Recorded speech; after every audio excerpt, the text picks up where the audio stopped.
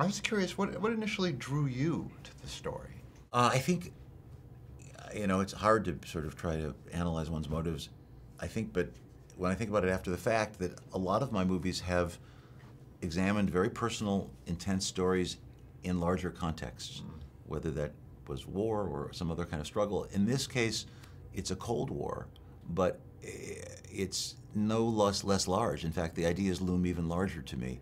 But the idea of juxtaposing one man's journey and, in fact, descent amidst that pressure and very vivid world seemed to be in line. On the other hand, working at a smaller scale, it was really interesting to me to see, could I accomplish the same kind of dramatic investment for an audience and experience that you can with a larger context. So a character study was something that I hadn't ever explicitly done, and I wanted to. I think Toby, I think it's the performance of his life. I hope so. I think it's just absolutely astounding. Why was he right to play Bobby? Well, he's a very, very gifted actor. We know that. I think people, when they associate someone with a franchise, they forget that they are, in fact, so dimensional. Oh, so many. He's an intellectual. He's very intense. He's a research fanatic. He studied every utterance, every movement, every piece of footage that ever Bobby did.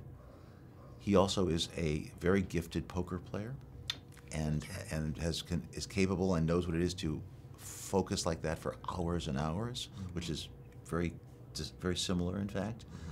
But what he also is very nuanced, and the movements within this kind of a movie, if it's about these two men and that board, and to try to communicate through the minimalist gesture and the slightest inflection, intonation, is really it's a smaller group that are capable of doing that among the actors that I can think of.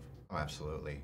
And one thing that also struck me too is that the game of chess, I think, is hard to capture on screen. It is. But one, was that a challenge for you? And I Yeah, thought it was so suspenseful. Well, obviously I have a hugely gifted editor, Steve Rosenblum, and Brad Young, the DP, was one of our new great ones, and we talked a lot about how we can make that experience for an audience without teaching them chess, but they could be inside the experience on the part of these two men.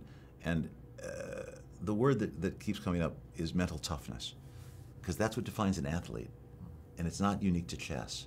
Right. And Bobby actually at one point said that chess is about the domination of one man's will by another, and that's what we're trying to portray.